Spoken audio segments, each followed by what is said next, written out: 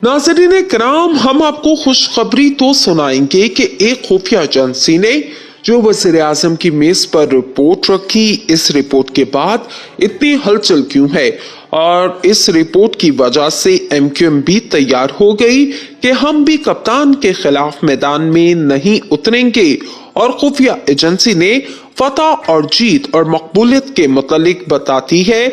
लेकिन अब कहा जा रहा है कि इमरान खान को अगर सिस्टम ने ना रोका तो फिर हालात हर किसी के हाथ से निकल जाएंगे। तो सिस्टम वर्सेस इमरान खान हो चुका है। अब हम बताने ये लगे हैं कि ये कहना चाहते हैं कि मुल्क की ताकतवर शख्सियत के करीब तरीन शख्सियत ने टीवी पर बैठकर कहा कि सिस्टम लिपटा जा सकता है। आपको याद होगा कि 29 नवंबर को तस्वीर आई थी जिसमें मोहसिन बेग की तस्वीर पाकिस्तान के अहम तरीन बंदे यानी आर्मी चीफ के साथ आई थी। आपको पता होगा ये क्या करता है और किसका टाउट है। रात को टीवी पर बैठकर कहा कि ठीक है, अगर ये मिलकर नहीं बैठ रहे तो सब मिलकर जेलों में साथ बैठेंगे। अब नाकामी का नस्ला सारे का सारा मलबा सियासतदानों पर डाला जा रहा है। जब हुकूमत चल रही थी तो किसी को ख्वाहिश हुई कि चलती हुकूमत को खत्म किया जाए। अब संभल नहीं रही तो सिस्टम लपेटने की खबरें आ रही हैं। बोल तो मोहसिन बेग रहा था मगर शायद ये पैगाम किसी और जगह से है। मगर बड़े तहम्मुल से तो क्या मुल्क में मार्शल लॉ आने वाला है? अगर आ गया तो इसको कैसे संभाला जाएगा? पब्लिक सपोर्ट कैसे आएगी? बैनुल-अक़वामी बरादरी कह रही है कि डिफॉल्ट के करीब है। मोहसिन बेग ने क्या कहा जरा सुन लीजिए। देखें, कहीं ना कहीं ये भी सोच पनप रही है। ये सिस्टम और ये सियासतदान, इनकी अना इस मुल्क से बड़ी है। इनकी सियासत इस मुल्क से 22 करोड़ लोगों से बड़ी है।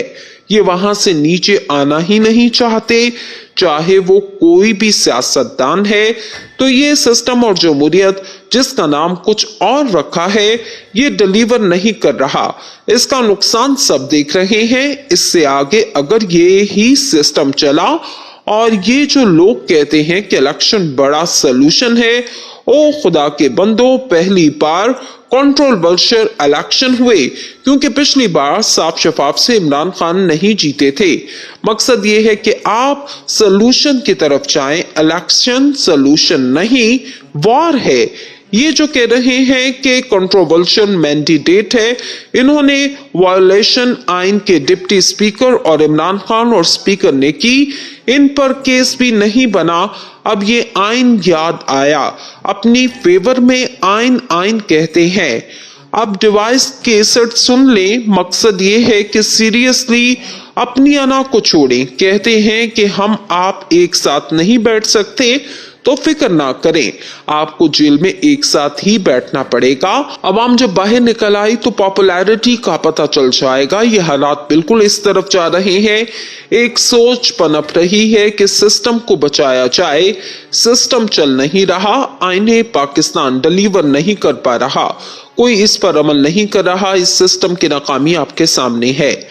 मुल्क कोलैप्स होने के करीब है। अभी भी कह रहे हैं कि मैं नहीं इनके साथ बैठता। अब सवाल मोहसिन बेग से पूछा जाएगा। हाँ जी, ये सोच पनप रही है। अब इसकी मुफाहमत देखें कि इमरान खान का मैंडेट 2 नंबर था, शहबाज का बिल्कुल दुरुस्त है। फिर वो कहते हैं कि आइन डिलीवर नहीं कर पा रहा, मगर इन्हें नहीं पता कि आइन को डिलीवर कौन नहीं करने दे रहा।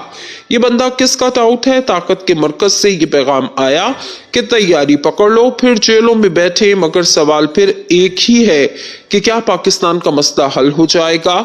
अब आगे चलते हैं। जो मजीद खबर देना चाहते हैं वो इस एजेंसी की रिपोर्ट है, जिससे अंदाजा हो गया। आप जानते हैं, पहले नून लीग पहले मैदान से भागी, फिर पीपी और अब एमक्यूएम को काबू किया। क्या खुफिया एजेंसी से रिपोर्ट मांगी है कि अक्सर इंतखाबात हो जाते हैं तो क्या सूरत हाल बनेगी, किसके पास कितना नंबर होगा, इमरान खान कितना जीत सकेंगे। अब जो रिपोर्ट आई और इसके बाद ये रिपोर्ट नवाज शरीफ से शेयर की गई और इसके बाद इजाजत लेकर ब्रीफिंग की समरी तैयार की गई और इसके बाद अब इत्तेहादियों को पेश की गई। इसमें कहा गया कि अगर इमरान खान का रास्ता ना रोका गया तो बैलेंस ऑफ पावर पाकिस्तान में डिस्टर्ब हो जाएगा, यानी एक शख्स इमरान खान पूरे सिस्टम पर हावी हो जाएगा।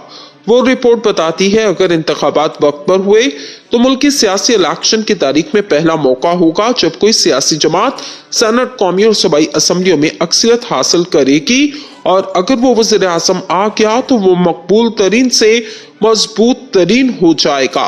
खबरों के मुताबिक कौमी असम्बली के 266 हलकों में से तहरीक इंसाफ 200 हलकों पर बरतरी हासिल कर लेगी।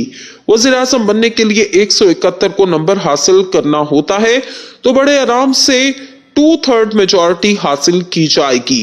पंजाब के अंदर 41 में से पंजाब के 121 और सिंध के 30 और 45 में 40 सीटें हासिल होंगी। सिर्फ यही नहीं, बाकी सूबों के पीके पंजाब में 2/3 अक्सरियत और सिंध में सादा अक्सरियत से और बलोचिस्तान में अक्सरियत जमात बनकर सामने आ सकती है। तो ये पहला मौका होगा जब सेनेटर और चारों सूबों में एक ही हुकूमत कायम होगी। सुप्रीम कोर्ट ने पाकिस्तान तहरीक इंसाफ और साबिक वज़ीर आज़म इमरान खान की हुकूमत हटाने के पीछे गैर मुल्की साजिश पर तहकीकात के लिए चैम्बर अपीलों पर समाअत मुकर्रर कर दी।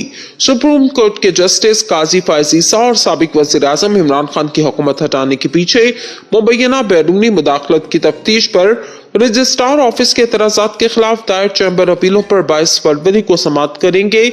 रजिस्ट्रार ऑफिस के एतराज़ात के खिलाफ अपीलों पर मेमोगेट तर्ज के आला इख्तियाराती कमीशन के जरिए साबिक वज़ीर आज़म की हुकूमत के खात्मे के पीछे मुबैना बैरूनी साजिश की तहकीकात का मुतालबा किया गया।